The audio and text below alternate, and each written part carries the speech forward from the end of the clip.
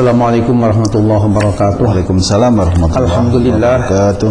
Alhamdulillahilladzi faddala bani Adam bil ilmi wal amal ala jami'il alam. Wassalatu wassalamu ala sayyidina Muhammadin sayyidil arabi wal ajam wa ala alihi wa ashabihi ya nabi'il ulumi wal hikam, amma ba'du. Selanjutnya Pak Haji Andre, mari kita bahas dan silahkan dibaca tema dan sekaligus pertanyaannya. Baik, bagi hukum membaca Sami Allahu liman hamidah bagi makmum.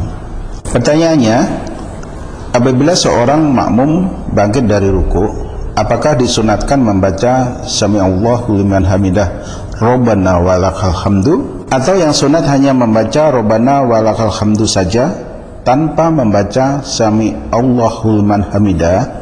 Begitu Pak.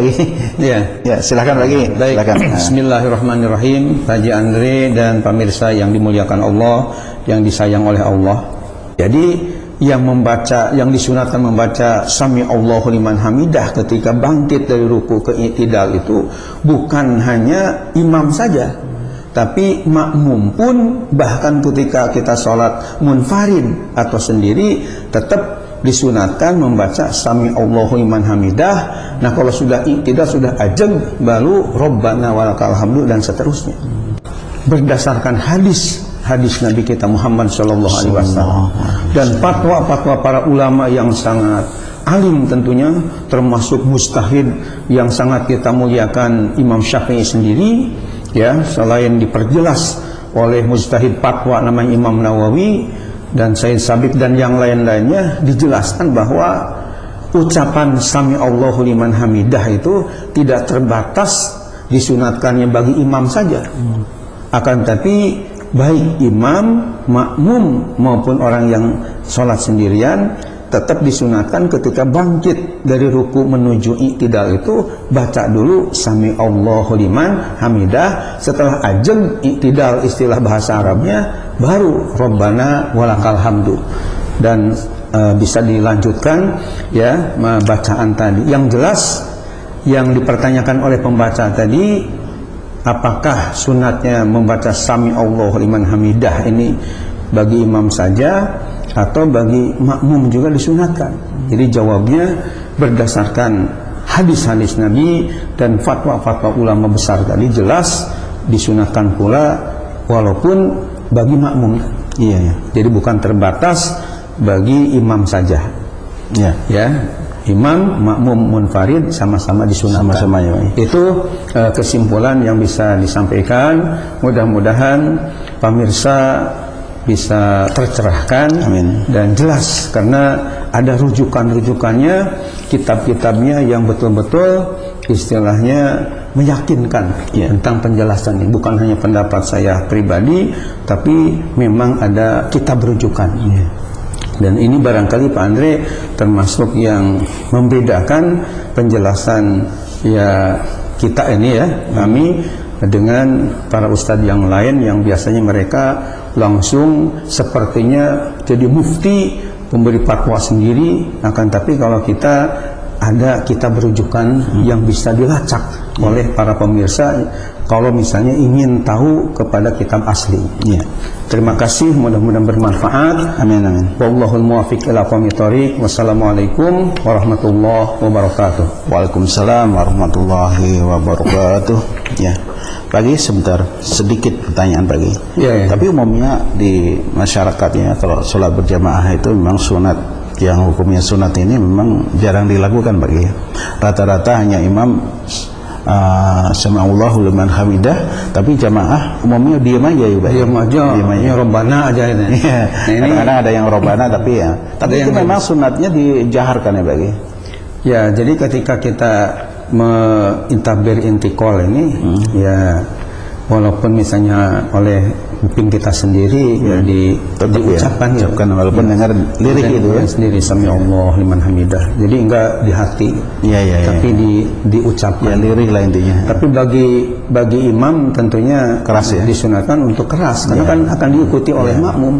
Terutama Pak Haji Andre, saya pengalaman ya, artinya jadi makmum kepada seorang imam ketika misalnya dari sujud kan ketika bangkit dari sujud diucapkan misalnya ya, takbir ya, ini katakan dengan masalah takbir Allahu Akbar. Ini kan kalau nggak dinyaringkan, kadang-kadang kita menunggu-nunggu itu. Ini sudah bangkit atau belum? Nah makanya kalau bagi imam itu hendaknya dinyaringkan, baik itu Allahu Akbarnya maupun Sami Allahu liman hamidahnya. Ya si makmum itu jadi tahu yang di belakang, terutama yang terhalang oleh makmum-makmum yang lain.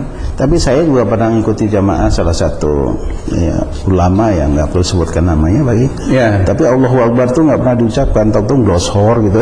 Wah, ya itu menurut saya kurang bagus. Kurang bagus. Karena kan ada hadis mengatakan innama ju'ilal imam liyutamma bihi.